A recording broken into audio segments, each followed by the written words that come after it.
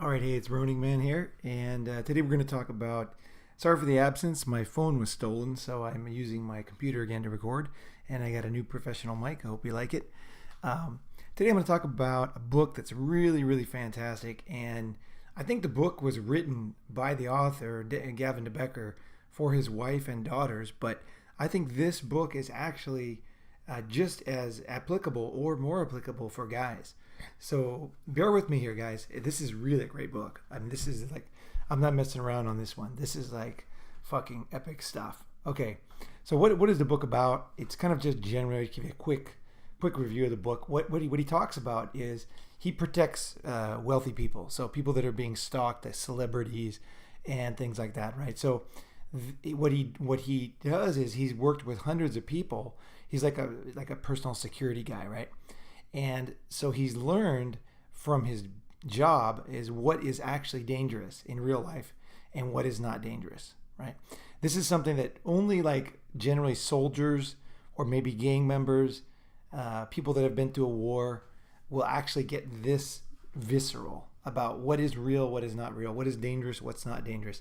In real life, we just don't have these kind of, generally we don't have these kind of like life-threatening situations where we're in danger of being hunted and killed, right? So we don't have to like really be that cutting edge about this stuff as far as our physical welfare. But when it comes to our financial, mental, and basically everything about our life, our happiness and everything as guys, we have some serious dangers out there. And The Gift of Fear I think it can be one of the best books you've ever read. It can help you in so many ways. So what he talks about is this. Basically, what human beings do is let's say there's danger around you. Okay, so let's say the example he uses is a woman, so I'm going to use that example. Okay, so a woman walking home at night, she will tend to, in a dark road, she'll tend to be afraid of everybody who walks by. So if there's a man across the street with a dark jacket, she's going to watch him. If there's a guy behind her, she's going to be scared. She'll go into a convenience store. She'll go into a restaurant. If you follows her for too long, right? And then she basically essentially is worried about everybody, right? What Gavin talks about, and this is the brilliance of the book, is that our instincts, human beings' instincts, are basically close to perfect. We've evolved, not eaten at night by a tiger, not killed by a snake. We are the survivors, you guys. We are survivors of hundreds of millions of years of extreme danger. And how the guys that survived and the women that survived was the ones who listened to their instincts. And they just knew this was not safe for them, right? But what does that mean? Because, I think I watched a review as I was making this. I watched a review that Oprah did. And it was so funny because she didn't fucking have a clue what the book was about. She was basically looking at him scared and basically saying like, you have to be afraid of everything, right? So, and I was even shocked because even Gavin De Becker totally sold out in the interview. He said, if somebody gives your boy a present, 12-year-old boy, then you should basically, if your instinct is he's no good guy, then he's a child molester and you should basically kick him out of your life, right? But it's funny because it's so funny because if you read the book, that's not at all what he says. Actually, what he says is that your instinct knows the difference between safe and not safe, and that most things are safe. Okay, so here's the example he uses in the book. So the woman's walking home, right? So again, she's scared of everybody walking down the street. So then when she gets to her apartment, I think this is New York or whatever. It's like one of these townhouses, locked door, first floor. She goes inside the locked door, and as she's going up the stairs, this is a true story, by the way. She's going up the stairs, and there's a man in the stairwell, and he's just standing there. Now, she's been afraid of all these people along the street, her boss, this taxi driver, guys just walking home, some dude who just lives near here who just, happens to be walking on the same street, some guy who's driving and looking for a parking space. She's just scared of all these people, but her instincts are not telling her to be scared of them, actually. They're not doing anything. There's no real danger from these people. They're just regular, but she's wasting all her energy being afraid of all these people, basically being afraid of everybody. So she's diluting her instincts, she's diluting her focus, and she's not looking for true danger, right? So now when she meets true danger, she goes through the gate, She goes to the card. She's a card reader, right? Beep. She goes inside her building and she's going up the stairs, and there's somebody standing in the stairwell. Now, he acts friendly. Okay, he acts friendly. And so he's like, oh, can I help you with the bags? And he said, oh, I was just up at the 4th floor, talking to so-and-so. But she knew that the 4th floor, she knew that the story didn't make sense. Like right off the bat, she knew it didn't make sense. So what she did was she ignored that. So here she has been afraid of everybody, right? And so now here's a situation where the guy's in a place that he shouldn't be. Okay, he doesn't live in the building, and the story that he said about the 4th floor doesn't make sense.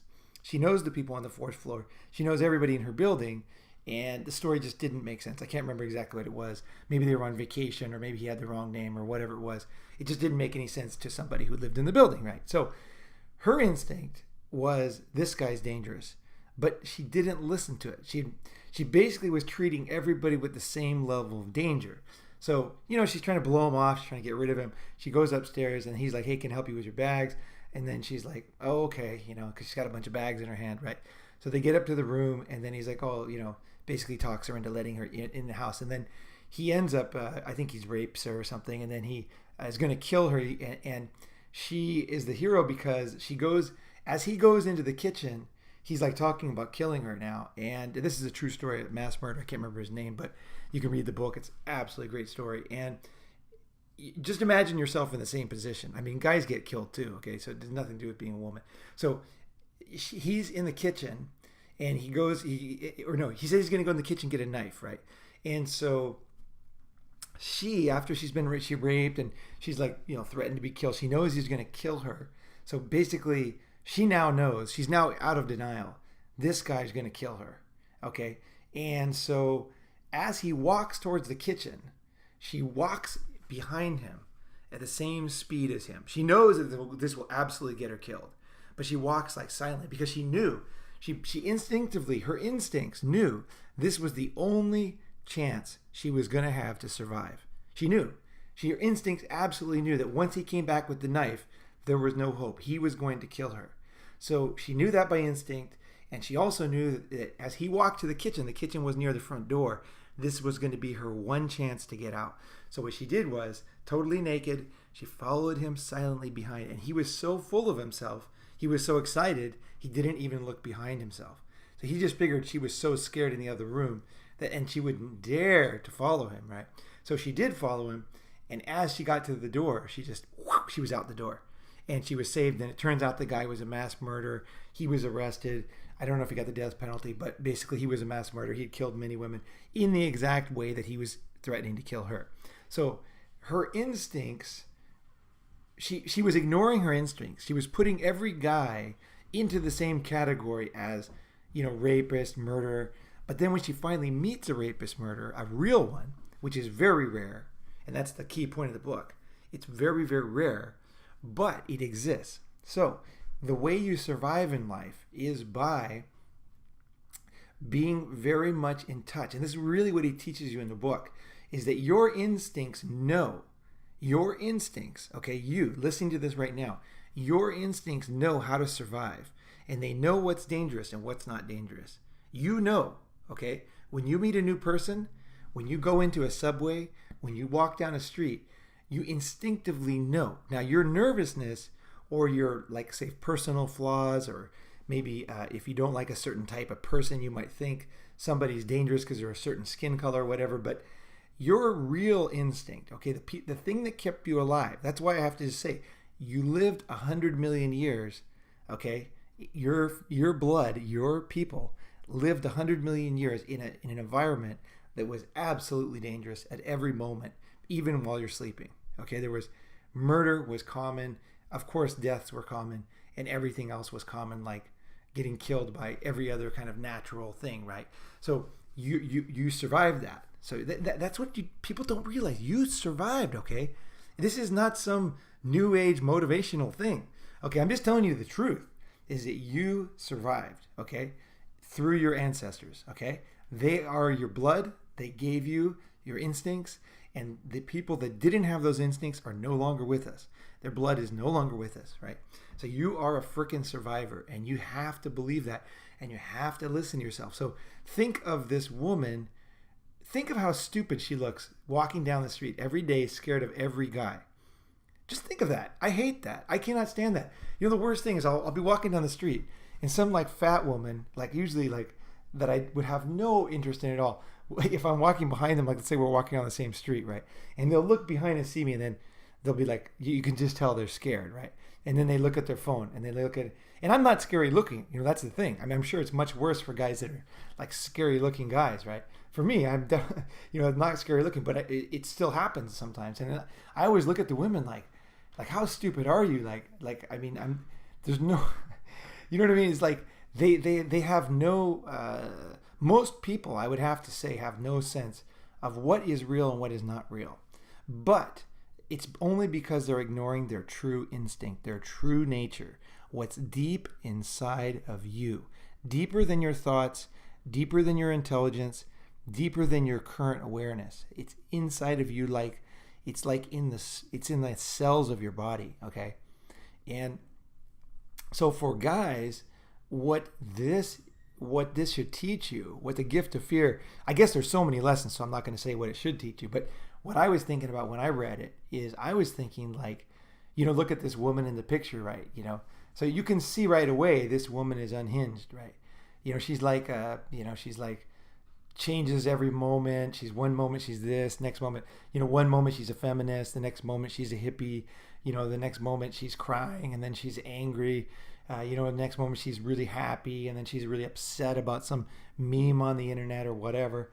And this type of person is definitely probably a good fuck, actually. So, if you want to take her in the bathroom of the club, ram her against a wall, that's probably a good idea. But anything, else, that this type of person is just trouble, and you know it. You know this girl's trouble. This kind of girl is definitely trouble, right? As a girlfriend, as a wife, right? As a live-in girlfriend, right? Especially as a live-in girlfriend. Just crazy, crazy, crazy. I've talked about dating a lot of women, and I actually have a ton of experience with different types of women, and some very stable, very steadfast, almost masculine types, personalities, and also the absolute craziest of crazies. And they, I found they tend to be beautiful. The really crazy ones tend to be 10s or very high, 9s, 10s, 8s. The very, very hot ones, they have the kind of the right, or they're allowed by society to be complete psychos, basically, right? So that's what we got here. Is we have these, when you meet these type of women, right? Your instinct is that they're trouble, but at the same time, your instinct is that you really want to drive your cock in there and blow a huge wad all over her face, right? So you have these mixed instincts, right? So in the old days, what your instinct would be to impregnate her and then just keep walking, right? Just walk down the savannah, right? You might see her again or whatever, by the river or something else sometime. But basically it's like whatever, she looks like exciting and you have sex with her and then you basically keep walking, right? But what we do instead of that is we say, our logic comes up. Your logic is what kills you, like literally kills you in fear. And I think every woman should read this book too. And I'm talking the truth. I'm not saying this this is not any kind of situation. I'm sure that women probably have the same thing, is that they kind of instinctively know what's safe for them, what's good for them. But I'm just talking about guys here. And guys, basically, we are trained from youth to not trust our instincts. We're trained from youth just to basically logically look at the girls and decide what is, safe for us, what's good for us, what's a good, you'll know in your heart kind of bullshit, right? It's just not true. It's just not true, because that's not, I'm talking about instinct, okay? If they were going to teach you, you do know, okay, in another sense, okay? So if, for example, you are a frickin' soldier, okay? You're in Guadalcanal, okay? I'm going to put a link below to one of my favorite war scenes of all time.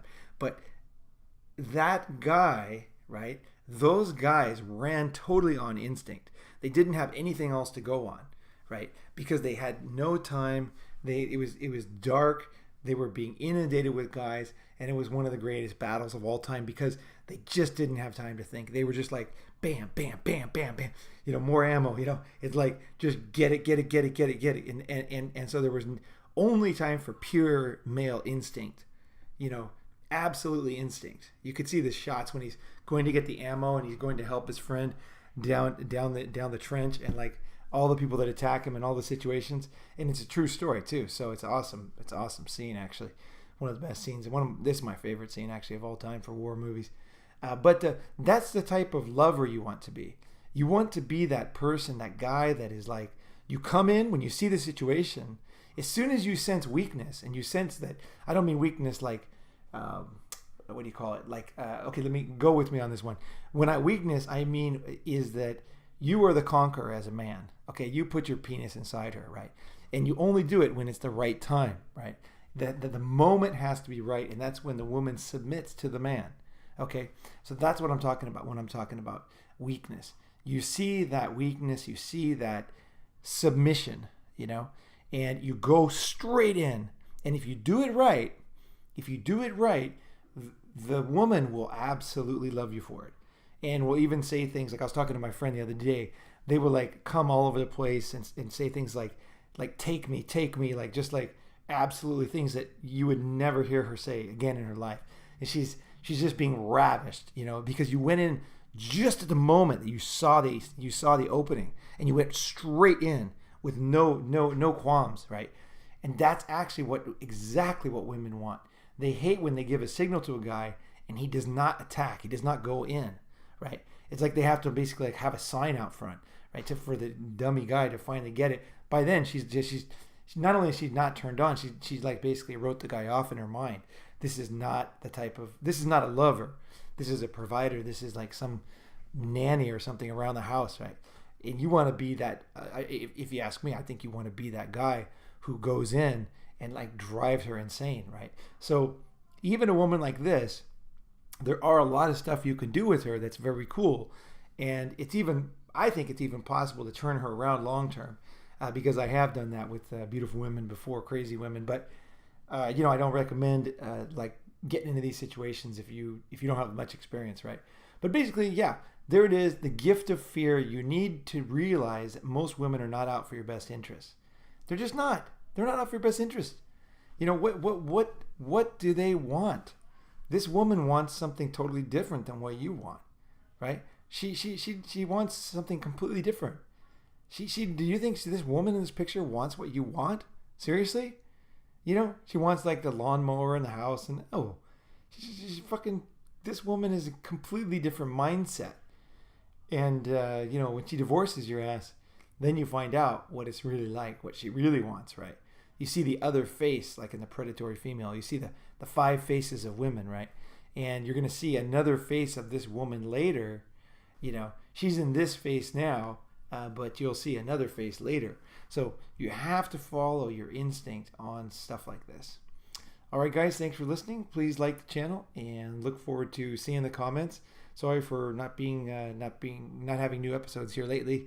Like I said, my phone was stolen. It was a bit of a bummer, so I'm getting a new phone here, and for now I'll record on my professional mic here. So thanks for listening.